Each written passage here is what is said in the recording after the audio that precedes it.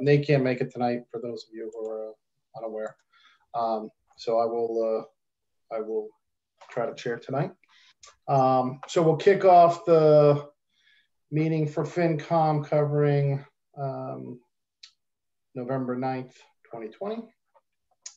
The first order of business is the meeting minutes from last week. Does everybody have, I'm sorry, from the 19th, does everybody have those meeting minutes? Yes. Yes. Does anybody have any questions about those? Nope. Yeah, Oh, sorry, go ahead. I just have a quick question. I may have seconded it. I just want to be sure that it was more for discussion because I voted no. Like that's not going to be an issue, correct? Like my motion to my second, if I was the one that seconded it, right? Josh, I guess that's a question for Josh. Yeah, if your question is, does it matter your right vote? That I seconded and voted no. Like I seconded it to open the discussion. It's just for discussion, so you okay. All right, thank you. Do I have a motion for the minutes? Motion to approve the minutes. Second, Julie. So Kathy and then Julie. And Josh, I'll let you go through the Eric. Aye. Bob.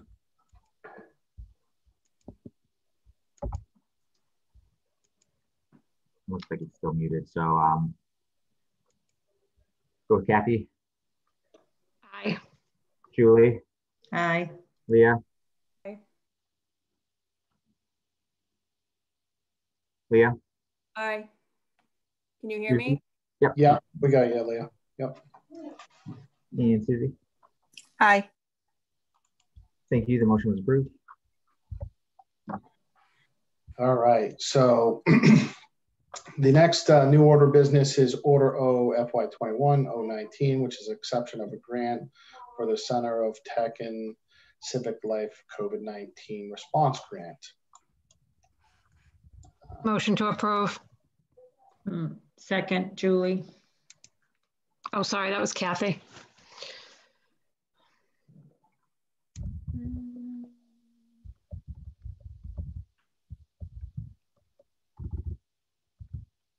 You're ready, Josh?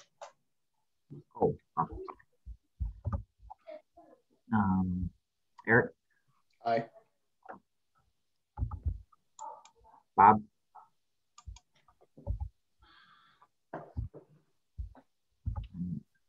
Kathy. Aye. Julie. Aye. Leah. Aye. Susie. Aye. Thank you. The motion was approved. All right. The next order is FY21-020, which is the general fund free cash allocation to trust fund. Tony, I'm just going to ask you to give the committee a little bit of background on this one, if you don't mind. Okay. So the first thing we did was start to replenish what was transferred out of the stabilization fund to balance the FY21 budget. So we're putting back $1,560,000 into that fund. That would get us just over $6 million in our stabilization. That's our general fund stabilization fund, or sometimes called the rainy day fund. We estimated, then we as a standard practice, put in $100,000 to OPEB, that's other post-employee benefits.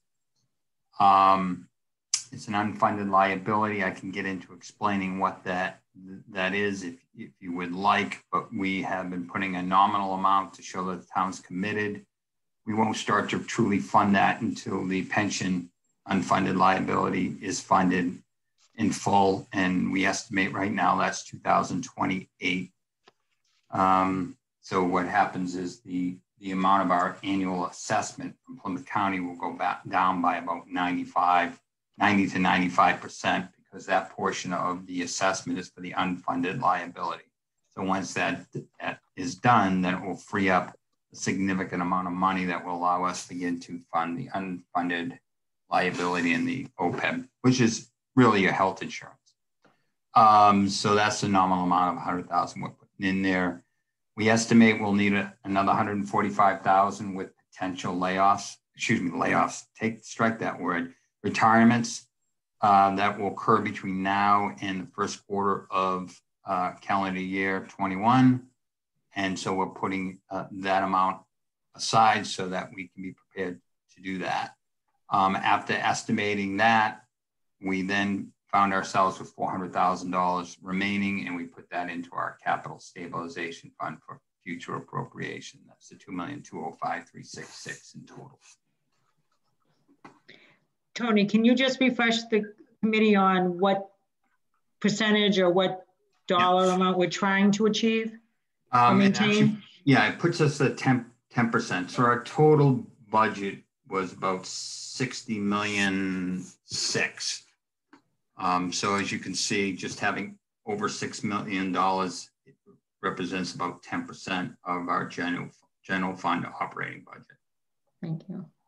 And that was our objective a number of years ago. So we will hold that line as we move forward. So as there's a small increment or an increment in the operating budget, we'll be looking to fund just that additional delta in the stabilization fund. And that's been our objective. And that's what we would do if we did not have to draw it out for the FY22 budget. Thank you. You're welcome. And Tony, sorry, what is OPEB again? Other post-employee benefits.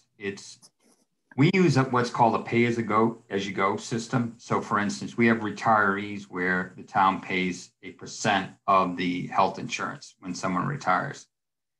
And therefore, when we get a bill or we get the assessment by plan that we're going to have to pay for our retirees, the town contributes the town's portion and the retiree contributes the retiree portion.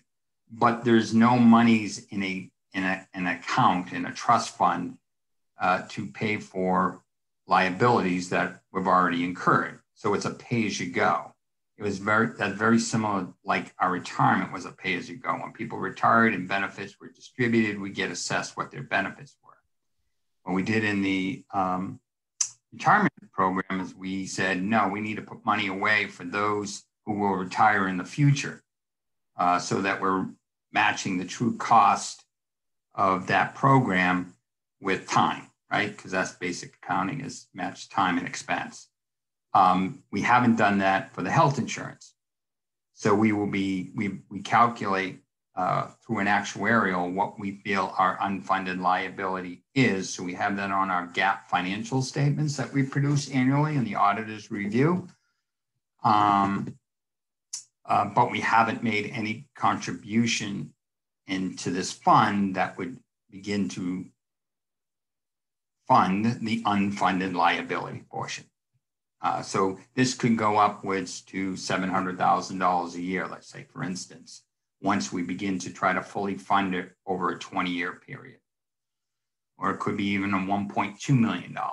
It all depends on who we have in our health insurance plans at the time that we begin to fully fund this, and also what's the split between the employer and the employee.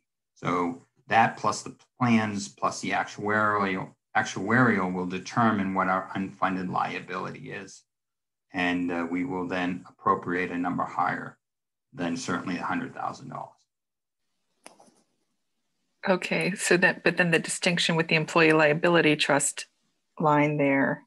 It's just an amount, it's a nominal amount that we're putting in there to show the bonding agencies, to show our the financial analysts that look at us that says, hey, the town of Bridgewater recognizes we have an unfunded liability. But we are no different than any other municipality. I think there's 2 municipalities in the state that have funded their OPEB. Everyone's working to fund their pension. Okay, gotcha. Thank you. You're welcome.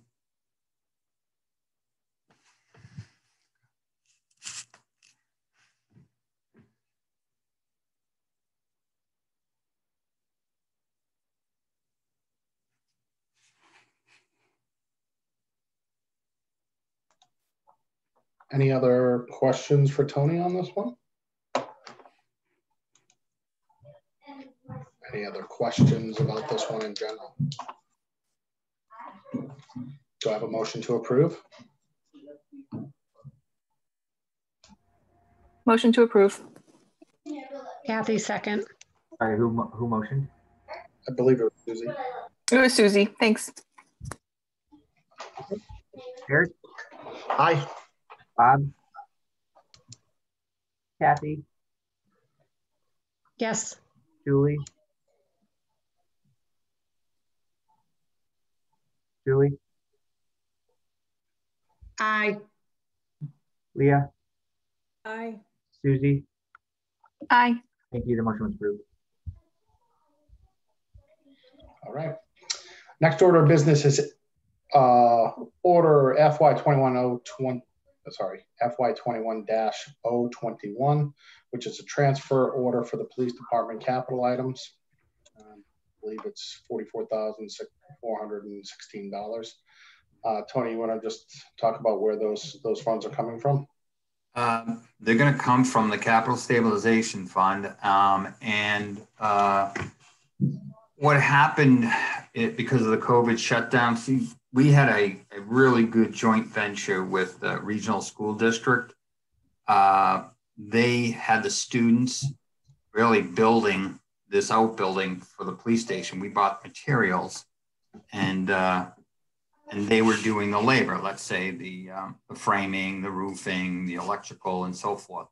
When COVID hit, we had a building that needed to get, we felt, closed before the weather hit, and we didn't know what was going to happen to COVID, so we could no longer plan on the students doing the rest of the work. So the police chief went out and sourced the labor necessary and the skill sets necessary to complete that project.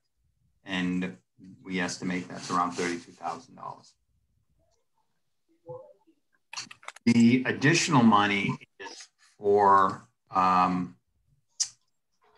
new breathalyzer system. The old one has no longer functioning, and this is the cost to replace the breathalyzer equipment in the police station. Okay, just because I'm unfamiliar, what's this outbuilding project and why were students building it? Oh yeah, it's something that's so when you have regional schools that are the trade schools, okay, they have their students learn the trade by working on projects that are typically municipal projects. They have supervised, they have their teacher there who's a licensed electrician and contractor, and so they have all the requirements. Oh, okay. And so that's how they're learning to frame and roof and wire, and that's how those trade schools operate. Okay, so what is this building then? What's it used? Will it be used for? They had no garage. They had a garage for 2 vehicles. It really was not a storage garage. It was when you were bringing in those who are maybe booked, they go into the garage, and it's really a safe place to transition from the individual that's going to be booked from the vehicle into the station. But there's no real storage area for vehicles, for their equipment, for their motorcycles. They never had anything. So they would top things. Cruises would be always out to weather. So this building allows them to store equipment, store vehicles, actually has a section for storing some records. And so this is a building that's going to allow them to function with all the ancillary vehicles and whatnot. Okay, cool. Hey, Tony, correct me if I'm wrong, but that's the building that's halfway done behind the police station for. If you look at the police station, is the building off to the left. Yeah. Is a brand new building. And did they already have a contractor lined up for this, or do they plan to bid it out, or?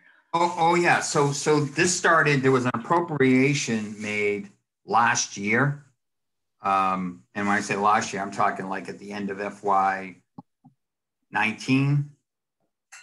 And so it was at over $200,000 that we appropriated for materials. And we didn't appropriate anything for labor because we had an agreement and contract with the regional district, vocational. And so they were moving ahead, it was being built and things were moving forward well, and then COVID hit and the students no longer could work on the project. So this is just bringing in the labor to finish the job. And will that complete the job, Tony? That will Yes. be the last bill we'll see, or? Yep, that's it. Right. And the fact that we had to stop the contract due to COVID, none of the COVID funds could get applied there or allocated there as opposed to coming from, that would be too tricky. I'm just asking. No, I'm believe me, when you say it, I'm always looking. I just feel that if COVID hadn't hit, we would have continued with the students, right? And COVID did hit. And so where did the COVID funds go then? The COVID grant? I know we just approved it taking the money, but I'm just curious. that money that That's only for the tech stuff? Yeah, and you can put it on the agenda. I'll give you guys a complete update as to what's going on with how much COVID money, how much we've submitted for the school district. I can provide all of that information. We're being aggressive as we can. Because this project already started, because we already had agreement with the regional school district, this gets in the gray area. We need to get this thing tight to weather, make sure it's all done before the snow hits. Now, that doesn't preclude us, you challenge me, and I take that in a healthy way. We could possibly submit it and get reimbursed. If we did, we'd end up putting that money back into the capital stabilization fund. So I think it's a 50-50 shot whether they'll do it, but we need to make this appropriation so we can get the work done. Okay, thank you. Thank you.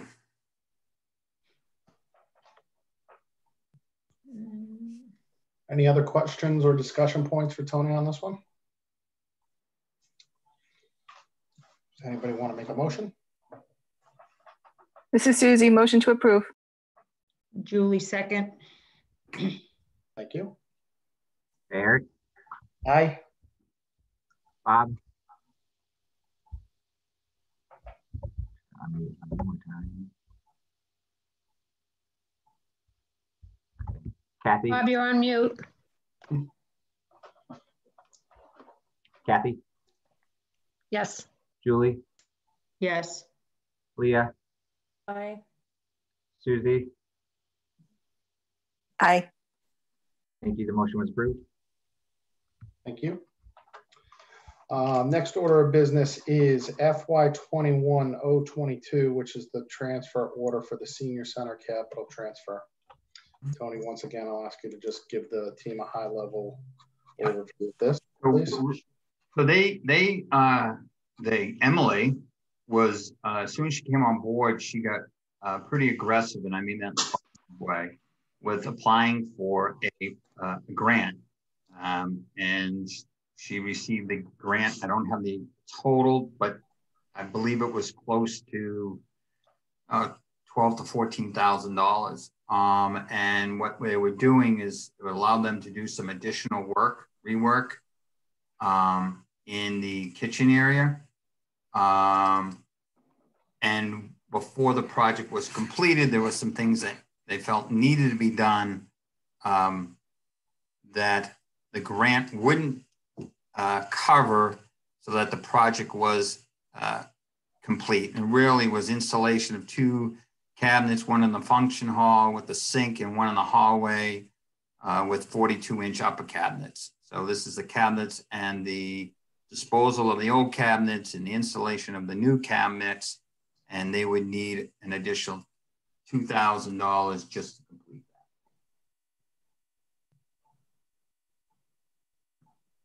that. They're waiting for this to be approved so they can do that? That's correct.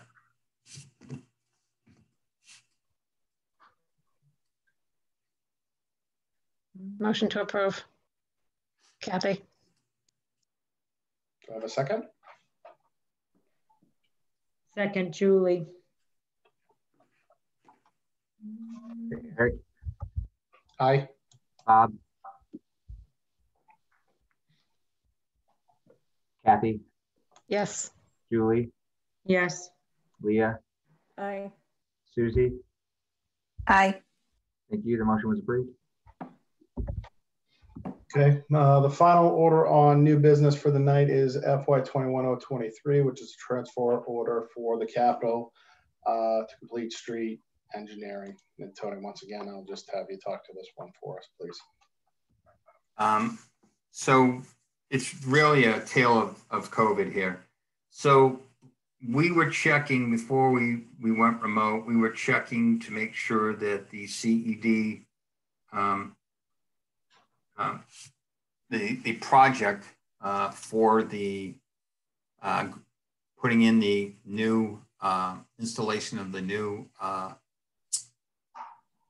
lights, bulbs on the I'm sorry, I've lost what you call those new lights that we just put in the entire town on our LED.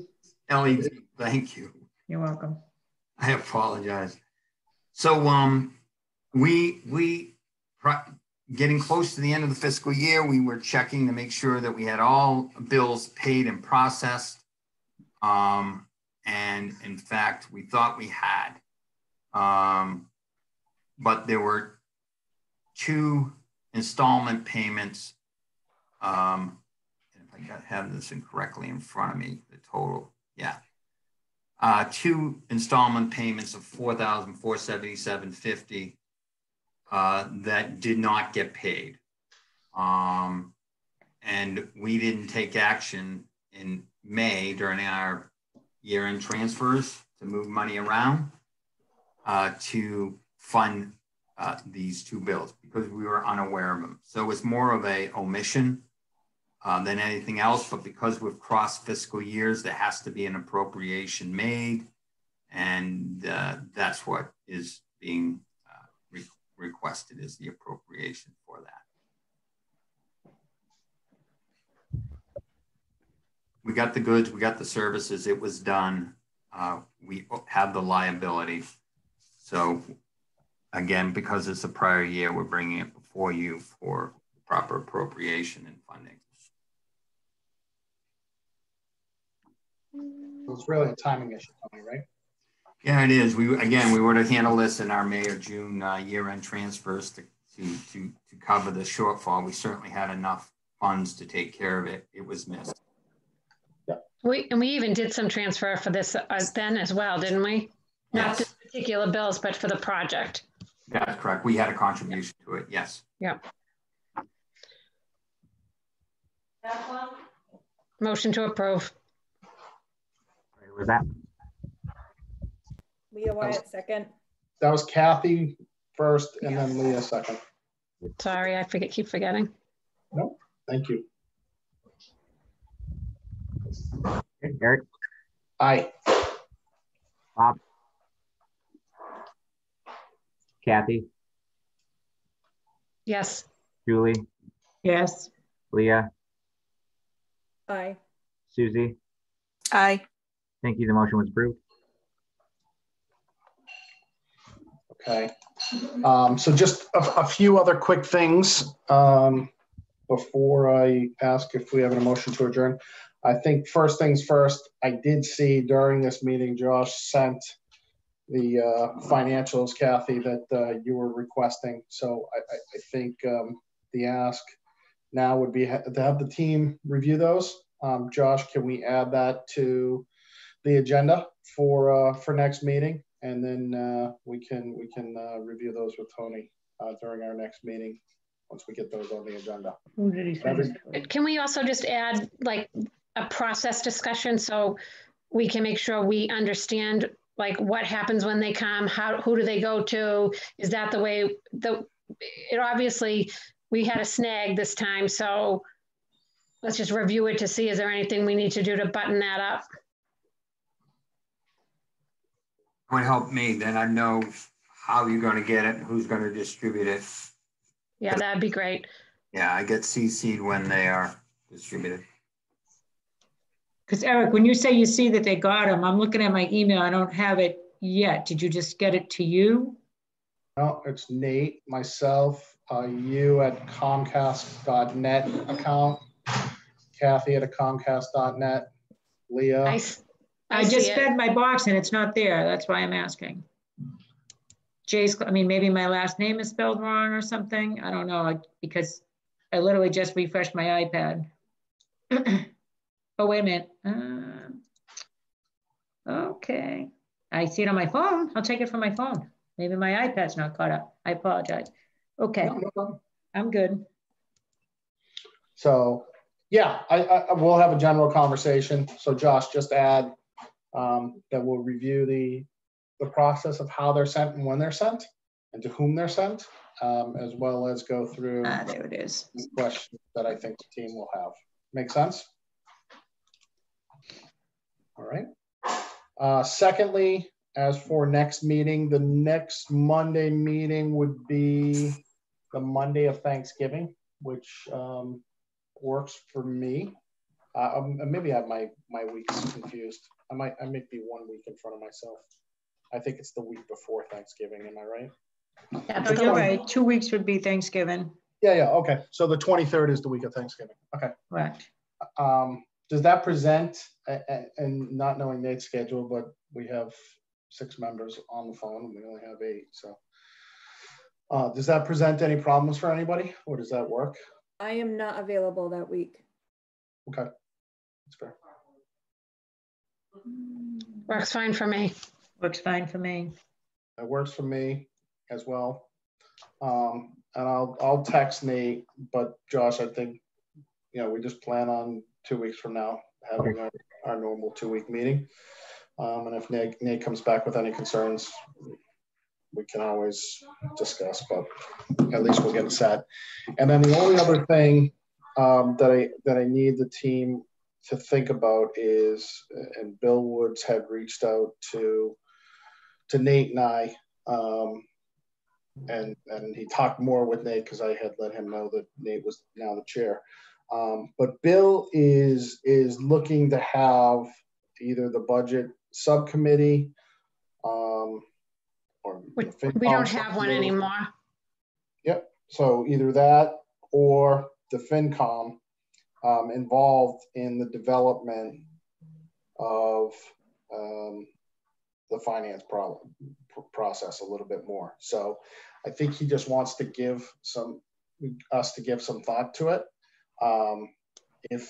If that's something that would interest you folks, we can either do it as a complete quorum, or we could set up a subcommittee again, just to help Bill with this. I think it, obviously depends on everybody's schedule and who wants to be involved, but I think either between reestablishing a subcommittee or through the FinCom and as a whole, it would be good to, I think Bill's trying to include the committee in more and tie it closer to town council. So I think that's tied to his time here, and I'd like everybody to just give some thought to that. So if Josh, if you could add that to the next agenda as well. There will be nothing prior to our next meeting on that Bill's asked about any of us. So I just want people to think about it. Can I ask a question about what might come to us?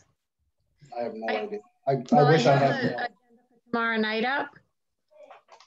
So there is a waiving of annual licensing fees. Would that come to us? I'm asking big question marks here. And then the classification of the adoption of the residential factor for the taxes, that comes to us, right? The second one does. The first one, it doesn't sound familiar. I could be wrong. Tony might know the answer to that as well. I'm sorry, could you say the last part, Kathy? So there's a FY 21-024, which is, it's titled Waive Annual Licensing Fees for 2021. Yes, that's going before council for, Would that come to us though? yes. Okay. Oh, yeah, that will be referred to you and the budget and finance subcommittee. It's like a So we will have a couple things then for the 23rd. It should be, yep. Yeah, okay.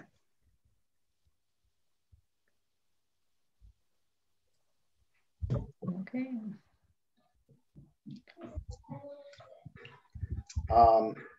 Anything else on that, Kathy? Well, the only other thing I'm not sure if it's too premature, but perhaps we could add to the next agenda a conversation about the High Street Dam. I saw that there's a meeting next week, a presentation actually, next week being given about that. So I'm Right, that meeting is on the 16th, a Zoom assuming we meeting. want to talk about it at some point. I got the notification from, like, I signed up for the alerts. Right, are you talking about, Kathy, the Department of Community and Economic Development Project Partners? It's like 5:30 to 7, the Zoom meeting next Monday, Yes. right? So I wonder if we should just put it as an agenda item to talk about whatever I plan to attend. I don't, just so we could. Right. Because I Get a know, sneak preview. well, I'm guessing that it's going to come to us at some point. They'll be asking for money. Didn't we, but didn't we already vote on something to do with that? Was it the engineering We stuff? did. So we is voted this? we voted for engineering, but remember we were very Yep. specific that it wasn't for the dam, it was for the portion of High Street before the dam or something, remember? Yeah, I do. But now there's the meeting in a presentation involving a whole bunch of people I saw regarding this project. Is just keep in mind that this project has to be done and is being driven by the state and the owner of that property. That's the major driver. It just happens to be on our roadway and whatnot. That doesn't suggest that you should not be well aware of what's happening. I'm not stating that, but that's what it's about. Some of the options that are available for the landowner who owns the dam. Just FYI. Well, I mean, we can add to the agenda now, or I'm happy to Let's just add it. Let's just report out whatever I see because I'm going to attend the meeting. Yeah, I think we can add it, and Okay. and if we can absolutely talk about it. So. And if anybody else is interested and wants to attend, whatever. Yep. Anything we add to the agenda can be talked about. So there's no, we don't always hit the additional committee discussion points, but Right. we can absolutely address it. So Perfect. no harm in adding it. Absolutely. Yep. Anything else? Great. Do I have a motion to adjourn? Motion, Julie. Do I have a second? Second, Susie. Eric, Aye. George, I'm sorry, Bob, Kathy, Yes. Julie, Yes. Leah, Yep. Susie. Yes. Thank you. The motion was approved and the meeting is adjourned. Thank you. Thank you all. Thank you for the additional information.